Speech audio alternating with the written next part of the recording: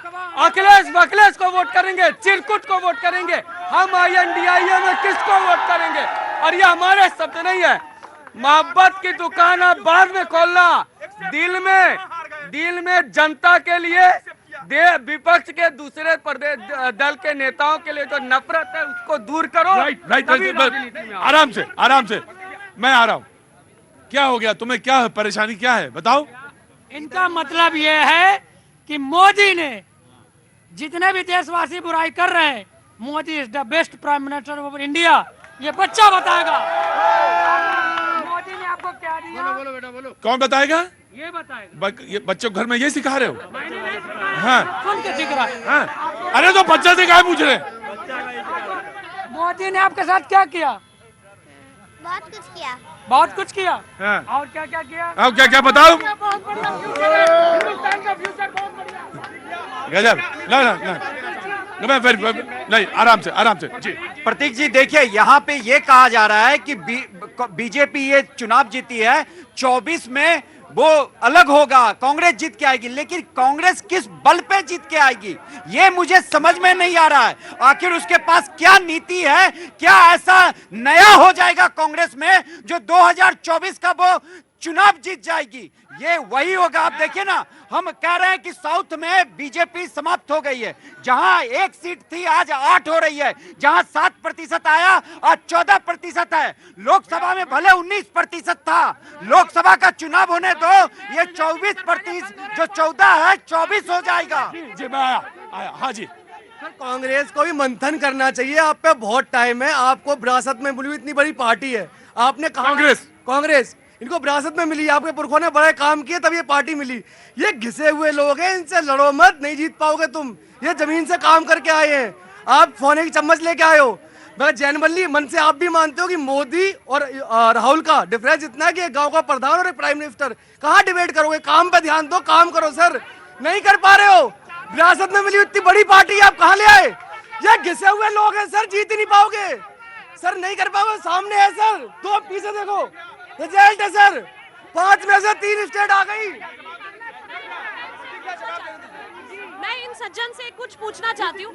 पहले के आपने बिल्कुल सही बात बोली कि भाई जो है लेगेसी है, डायनेस्टी है, सब चीज है इस पार्टी में। तो सबसे पहले बोला जाता था राहुल जी घर में क्यों रहते हैं, वो जो है शहजादा की तरह क्यों रहते हैं। अब जब वो जाके ट्रक वालों से मिल रहे हैं, लोहारों से मिल रहे हैं, गिग वर्कर से मिल रहे हैं, मतलब मोदी जी जो है वो फोटो शूटिंग लोगों के पास जा रहे हैं, लोगों के बीच जा रहे हैं, तो आप बताइए जी। देखिए ये लोग कुछ भी कहें, आज 2 बजे के बाद से एक नया नैरेटिव सोशल मीडिया पे इन्होंने सामने लेके आए हैं, साउथ वर्सेस नॉर्थ का। ये क्या है? आप क्यों बांटना चाह रहे हैं भारत को? अब जब आप जीते नहीं हैं तो आप भारत को बांटने की बात करेंगे, ये है इनकी राजनीति। आज 2 बजे के बाद सोशल मीडिया पे ये ट्रेंड कर रहा है प्रतीक जी, साउथ और नॉर्थ। किस तरीके से आप भारत के अंदर नफरत फैलाएंगे? राइट है, कांग्रेस का राइट। किस तरीके से आपकी दुकान बंद हो गई, मोहब्बत की दुकान में ताला लग गया, उसके बाद भी आप नफरत फैलाने से छोड़ नहीं रहे। मैं ये एक सवाल और, क्या राहुल लाल बताएंगे कि इंडिया गठबंधन अब एक रहेगा? राइट। मैं आराम, पहले इनको फिर आप। देखिए, अभी कोई जनता के बीच में से किसी ने कहा कि हमारा और बीजेपी का कोई मुकाबला नहीं है। साउथ और नॉर्थ का कौन चला रहा है? ये गलत है, ये गलत है। हम भारत है, एक भारत।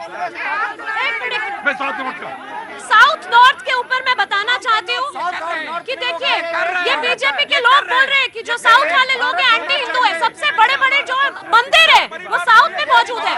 साउथ के लोग एंटी कम्युनल है, एंटी हिंदू नहीं है। और ये चीज देखनी पड़ेगी कि आप जाइए साउथ में और आप देखिए बीजेपी के प्रति क्या उनकी भावनाएं। मतलब आप कह रही है कि साउथ वाले, मैडम मैं कह रही हूँ कि 14% आना ये क्या भावना नहीं दिखा रहा है? जहां एक MLA थे, 7 से 14% आना क्या दिखा रहा है? भैया कांग्रेस तो ग्रांड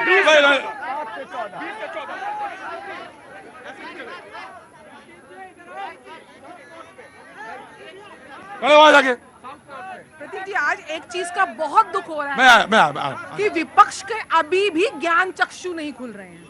आपको क्यों नहीं प्रत्यक्ष को प्रमाण की आवश्यकता नहीं है? आप कहते हैं कि दिल्ली में बम फटना पॉलिटिकल इशू नहीं है। हाँ, ये पॉलिटिकल इशू नहीं है, ये राष्ट्र का इशू है। आपके समय पे जगह जगह बम फटते थे, यहाँ तक कि लाल चौक पे पाकिस्तान का झंडा था, आज लाल चौक पे तिरंगा कर रहा है। और उसके ऊपर, और मेरे भाई, आप कहते हैं कि राहुल गांधी विकल्प है। अरे अमेठी से भाग गए, छोटा सा अमेठी, अपनी खानदानी कॉन्स्टिट्यूएंसी को आप संभाल नहीं पाए। मैं नीतू जी बड़ी इज्जत के साथ आपसे एक बात कहना चाहता हूँ। संसद पर अटैक होता है, भारतीय जनता पार्टी की सरकार होती है। पठानकोट में अटैक होता है, संसद पर अटैक होता है। सर्वोच्च न्यायालय ने अफजल गुरु को फांसी की सजा सुनाई। 7 साल कांग्रेस पार्टी रही, उसको सजा नहीं दे पाई। सर्वोच्च न्यायालय का जो है उसको भारतीय जनता पार्टी उसके बाद पूरी बात नहीं होने।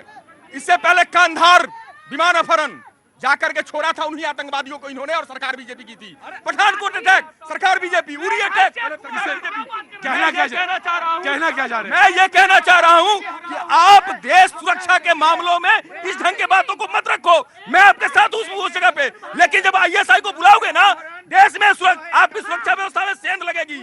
भाई एक बार मैं सवाल जनता के सामने रख देता हूँ कि एक मिनट आराम से stand over there and behave जी। आप ये स्टैंड है एंड बिहेव योरसेल्फ। ये जब ये बीजेपी के भारत की बेटी जब बोल रही है तो ये सारे लोग घेर के खड़े हो जा रहे हैं। उन्होंने क्या गलत बोला? उन्होंने देश की सुरक्षा के लिए बोला। भारत में जो काम किया है, देखो जो गरीबों के, मैं ये जानना चाहता हूँ कि भारत की जो प्रतिष्ठा है विदेशों में अब ज्यादा है या कम हो गई है? ज्यादा तो मान बढ़ा है या घटा है? जोर से बोलो